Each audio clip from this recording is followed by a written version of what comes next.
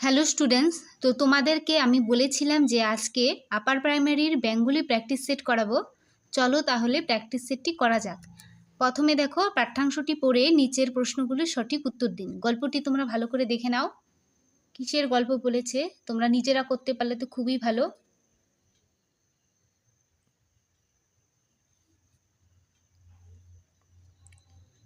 ভালোভাবে দেখে নিবে, গল্পটি পড়ে নিবে।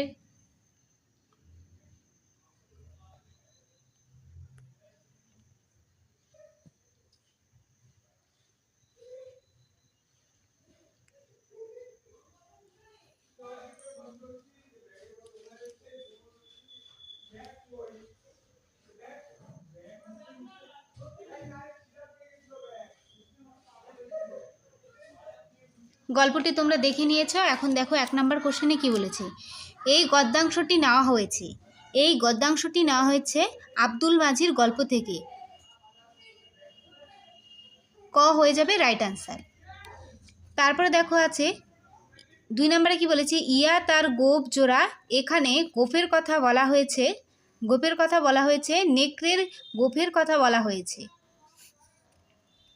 তারপর 3 নম্বর কোশ্চেন দেখো, চরে শব্দের অর্থ হচ্ছে নদীর বুকে জেগে ওঠা ভূমি। তারপরে দেখো 4 নম্বরে কি বলেছে, 10-15 ঘন্টার রাস্তা 1.5 ঘন্টায় পৌঁছিয়ে দিলে কে? তো এটার সঠিক উত্তর হবে বাঘের বাচ্চা। পরের কোশ্চেন দেখো 5 নাম্বার, মনে হয় ভারী বিশ্রী হাসি হাসছে। বিশ্রী শব্দের বিপরীত শব্দ কি? তো এটার সঠিক উত্তর হবে ক, সুস্ত্রী। তারপরে 6 নম্বরে দেখো কি বলেছে, বেদেনি একেবারে লাফ দিয়ে বসলো তার পিঠের ওপর।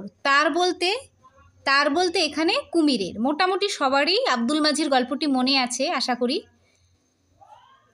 তো 7 নম্বর কোশ্চেন, গদ্যাংশে কোন মাসের কথা বলা হয়েছে? এটার সঠিক উত্তর হবে চৈত্র বৈশাখ মাসের। পরের কোশ্চেন দেখো 8 নাম্বার, বন্দুক থাকলে মোকাবিলা করা যেত কার সাথে? কুমিরের সঙ্গে। তারপরে এখানে দেখো একটা কবিতা আছে, কি বলেছে, পাঠ্যাংশটি পড়ে নিচের প্রশ্নগুলির সঠিক উত্তর দিন। তো কবিতাটি তোমরা ভালোভাবে পড়ে বুঝে নাও।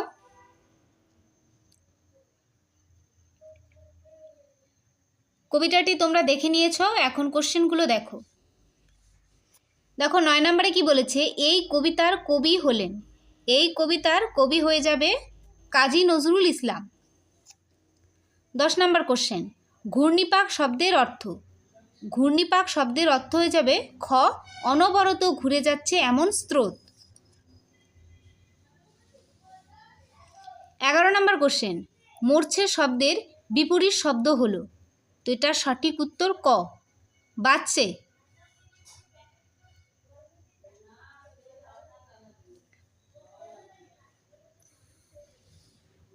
12 নম্বর কোশ্চেন, জগৎ শব্দের পদ পরিবর্তন করলে হবে। তো এটার সঠিক উত্তর জাগতিক, ক। 13 নম্বর কোশ্চেনে দেখো কি বলেছে, ডুবুরি কাদের বলা হয়? ডুবুরি বলা হয় যারা জলে ডুবে যাওয়া দ্রব্য খুঁজে নিয়ে আসে। পরের কোশ্চেন 14 নম্বর, কবি এই কবিতায় জগৎটাকে বলতে বুঝিয়েছেন গ নাম্বার স্থলভাগ, আকাশ এবং পাতালকে। 15 নম্বর কোশ্চেন, জাপটে ধরে ঢেউয়ের জুটি বলতে কি বোঝায়? এখানে ঢেউয়ের ঝুঁটি বলতে বোঝায় ক, ঢেউয়ের উঁচু অংশকে। তারপর দেখো পার্ট বি কি বলেছে, 16 নম্বর, বর্তমান শিক্ষাদান পদ্ধতি কি নির্ভর? তো এটার সঠিক উত্তর হবে ঘ, মনোবিজ্ঞান নির্ভর। 17 নম্বর, 1.5 বছর বয়সে শিশুরা কিভাবে কথা বলতে চায়?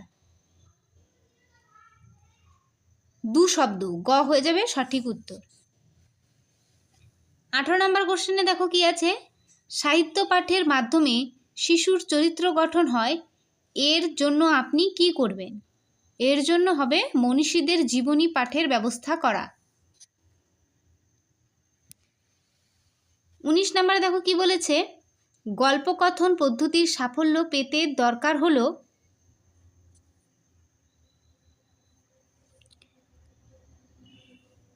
উপযুক্ত সবগুলি দরকার। কি কি আছে? গল্পটির চমৎকারিত্ব থাকবে, বক্তার উচ্চারণ ও কথনভঙ্গি হবে আকর্ষণীয়, শিশুর মনের উপযোগী। উপযুক্ত সবগুলি দরকার। 20 নম্বরে দেখো কি বলেছে, যে শ্রবণে শ্রোতার সম্পূর্ণ মনোযোগ থাকে তাকে বলে মনোযোগ সহকারে শ্রবণ। 21 নম্বর কোশ্চেন, অবরোহী পদ্ধতির বৈশিষ্ট্য হলো, তো এটা সঠিক উত্তর হবে ক, আগে সূত্র পড়ে উদাহরণ। তারপরের 22 নম্বর কোশ্চেন দেখো, ভাষার যত রকম ভুল আছে তা হয়ে যাবে খ, 4 প্রকার। 23 নম্বরে দেখো কি আছে, সুন্দর কথা বলার বৈশিষ্ট্য হলো, সুন্দর কথা বলার বৈশিষ্ট্য হয়ে যাবে এখানে সবগুলি, শ্রবণযোগ্যতা, স্পষ্টতা, বাকপটুত্ব। তারপরে 24 নম্বর, ভাষা পরিবেশ এর ইংরেজি হলো, এর ইংরেজি হয়ে যাবে ল্যাঙ্গুয়েজ এনভায়রনমেন্ট। তারপরে আছে দেখো 25 নম্বর, এগুলির মধ্যে কোনটি দৃশ্য শ্রাব্য উপকরণের মধ্যে পড়ে? তো এটি হবে ঘ, টেলিভিশন। 26 নম্বরে দেখো, সংশোধনমূলক শিক্ষণের উদ্দেশ্য হলো, তো এটার সঠিক উত্তর হবে গ, পিছিয়ে পড়া শিক্ষার্থীদের মেধার উন্মেষ ঘটানো।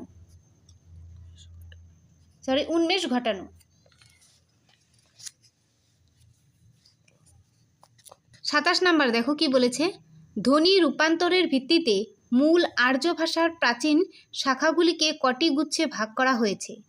তো এটার সঠিক উত্তর হবে ক, 2টি।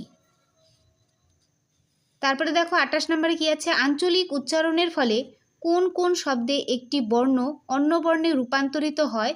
যেমন শরীর একে বলে বিষমী ভবন, গ হয়ে যাবে সঠিক উত্তর। তারপরে দেখো 29 নম্বরে কি বলেছে, প্রাতঃভ্রমণ শব্দটির সন্ধিবিচ্ছেদ করলে কি পাওয়া যাবে? তো এটার সঠিক উত্তর হবে ঘ, প্রাতঃ যোগ ভ্রমণ।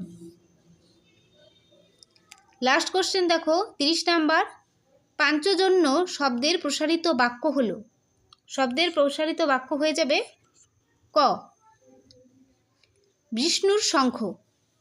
তো আজকের প্র্যাকটিস সেটটি এই পর্যন্তই, তোমরা ভালোভাবে প্র্যাকটিস করো। তো এখানে আনসারগুলো আছে, তোমরা মিলিয়ে নাও।